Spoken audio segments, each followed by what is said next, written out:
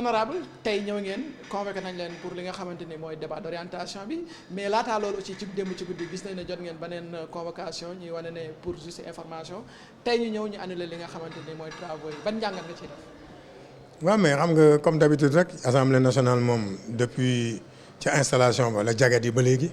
bu ngeen fàttali ko assemblée ay gendarme ko installé ñoo fi installé un président dama naan c'est un pantin amul benn responsabilité bu muy jël dañ koy def loo muy def ça a toujours été comme ça xam nga man dama wax membre waa bureau bi laa gëm ne ñoom ñoo nangu ñu leen di manquer de respect parce que mënoo yónnee nit ki convocation guddi 23h et quelques ñëw convoqué nit ki 9h ñëw 10h nga toog di ko xaar def na ko une fois bureau conférence des présidents convoqué ñu toog di ko xaar dama jóg ne suñu député yi kii buñ ko xaar parce que daf ñu war a respecter il est un député comme nous mais il est le président de l'Assemblée nationale mënuñu convoqué 10h di ñëw 11h nous on est parti on l'a laissé là-bas. Quand il est venu il a rectifié tey il l'a fait en conférence des présidents 11h la ñu convoqué ñëw 11h20 ñëw commencé wax ma ne ko non bala ngaa wax da ngay excusé wu parce que tu peux pas nous retenir ici de 11h ba 11h20 ñëw rek commencé dérouler c'est pas comme ça il faut respecter les gens non boobu ñële la bureau bi la mais ñun conférence des présidents daf ñu woo 11h ñu di ko xaar ba 11h20 11h25 mu ñëw rek toog commencé dérouler ma ne ko non avant de dérouler présentez vos excuses parce que vous nous avez convoqué à 11h venez à 11h20 mu ne oui c'est noté. xam nga man dama koy wax souvent moo ko waxee mais on n'a jamais eu un président de l'Assemblée nationale aussi incompétent de l'histoire politique du Sénégal amul mais c'est normal avec Macky Sall on aura tout vu mais ce qu'ils ont fait ce qu'ils commencent de faire xam nga xar boo ko rendee balaa sedd dina weexatu ko ñoom ce sont les derniers soubresauts d'un régime finissant moi je les comprends hein. Il faut que ñu wane ni waaw ils sont là ils n'ont même pas la majorité ils n'ont jamais eu la majorité ils s'accrochaient à 1 ou 2 ou 3 députés pour am majorité donc dañuy sonal seen bopp mais ils veulent donner l'impression qu'il y a une crise il n'y a pas de crise parce que le débat d'orientation budgétaire amul vote amul dara c'est le ministre des Finances qui vient d'accord qui parle des prémices du budget qui va venir ñu waxtaan ci kenn ku ci ne ñoom ñoo perte parce que ñoom ñoo amoon 153 minutes ñoom ñoo amoon occasion pour wax ak sénégalais yi mais vous devez comprendre que ni ñoom changement bi aussi dafa am lu mu leen perturber parce que ñoom seen ministre bu ñu ñëwaan comme li président ay wax remerciement félicitations am nga confiance au président de la République dee leen dóor dee leen def loolu rek la ñu xamoon alors que ñun à chaque fois qu'il y a un débat d'orientation budgétaire wala mu am un nouveau budget dañuy nekk séminaire 2 ou 3 jours débat d'orientation budgétaire bi on était le jeudi on était en séminaire avec un expert qui est venu qui nous a expliqué comment le débat d'orientation se passe les questions yi nga xam ne ñun war nañ ko poser le ministre des Finances ñun on a tout préparé comme ñoom nag loolu la ñuy tàmmoon tey bu ñu ñëwoon lan la ñuy wax débat xam nga amuñu lu ñu wax donc ils ont fait exprès mais ngi lu ñu intéressé mooy ñoom ils sont en train de creuser leur propre tombe bon creuser nañ ko bu yàgg sax lépp dugg na bopp bi rek a des suul rek a ci des ñun on était tellement pressés suul leen ils nous ont donné l'occasion mais moi je dis j'appelle le président de la République à prendre ses responsabilités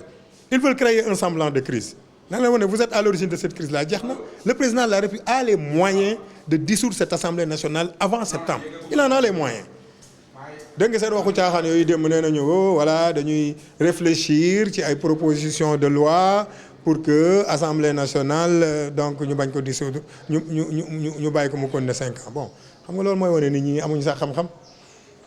parce que le président de la République sera en amont et en aval de toute loi comment ils vont faire kan mooy promulguer loi boobu xam nga fu caaxaan la donc yàgg nañ def ay caaxaan ci caaxaan la ñu mës a nekkee Assemblée nationale ba sénégalais yi génn ci ñoom maa ngi doon waxtaan ak kenn ci ñoom ne non waaye yéen sénégalais yi léegi ils vont regretter Macky Sall bon xam naa ndeysaan c'est dans leur rêve quoi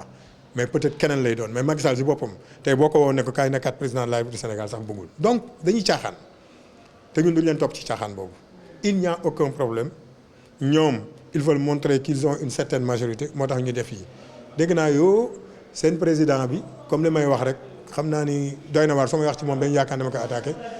daf leen ne ñun amuñu benn problème ak Diomaye il est très courtois patati patata Ousmane Sonko la ñu amul problème comment un président de l'Assemblée nationale mën a wax loolu amuma problème ak Diomaye Ousmane Sonko laa amul problème un président de l'Assemblée nationale qui dit ça veut dire qu'il n'a rien compris bu ñu caaxaanee nag ne ñoom bu ñu xalaatee ne ñoom mën nañu jël une seule seconde dugal ci xelu président Diomaye que ni président Ousmane Sonko c'est lui qui est à l'origine de tout ça ñu ngi nax seen bopp dañoo xamul président Diomaye bu ñu xamoon président Diomaye et dégg naa même il cherche à le rencontrer mais je demande solennellement au président Bassirou Diomaye Faye de ne pas recevoir ce président de l'Assemblée nationale qui est un pantin et li ma ko waxoon fii ci tur bi waxoon naa ko c'est un pantin et c'est un voyou bu mu ko recevoir il viole la loi il viole le règlement intérieur on ne peut pas accepter que le président de la République reçoive un président qui est à l'origine d'un règlement intérieur qui est du faux. Et il peut être poursuivi.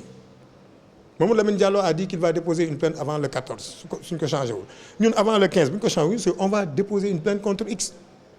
Que le procureur se saisisse de cette affaire pour xool qui est à l'origine donc de ce faux. Rien que le fait de faire fonctionner un règlement intérieur qui est falsifié à l'Assemblée nationale loolu rek war a nekk un prétexte pour le président de la République mu dissoudre cette Assemblée nationale là. dégg naa leen ñu ne mënul nekk mais ils vont voir man en tout cas je le dis au président de la République on ne peut plus continuer comme ça il cherche à montrer qu'il y a une crise qui n'existe pas mais il faut tout simplement voilà quoi excusez-moi le terme les balayer donc ñun ñu continuer liggéey les Sénégalais n'attendent que ça. Et pour la déclaration de politique générale du Premier ministre. Mais le Premier ministre lu mu wax c'est très clair fii ak le 15 juillet si le règlement intérieur qui a été falsifié moo fi nekk il viendra pas à l'Assemblée mais nous sommes des légalistes boo waxee nga ne non Amadou Ba ci règlement intérieur mais Amadou Ba c'est pas un exemple Amadou Ba du exemple Amadou Ba musul respecter loi Amadou Ba ñëpp xam nañ ko donc Amadou Ba ba mu fiy ñëw mais l'honorable député Guy Marius Sagna lan la ko waxoon vous ne pouvez pas venir à l'Assemblée nationale parce que vous ne figurez pas dans le règlement intérieur il a choisi de venir mais où est le problème si demain le président Ousmane Sonko choisit de venir aussi mais loolu moom problème la mais il faut être légaliste ñun loolu la ñu wootee ci réew mi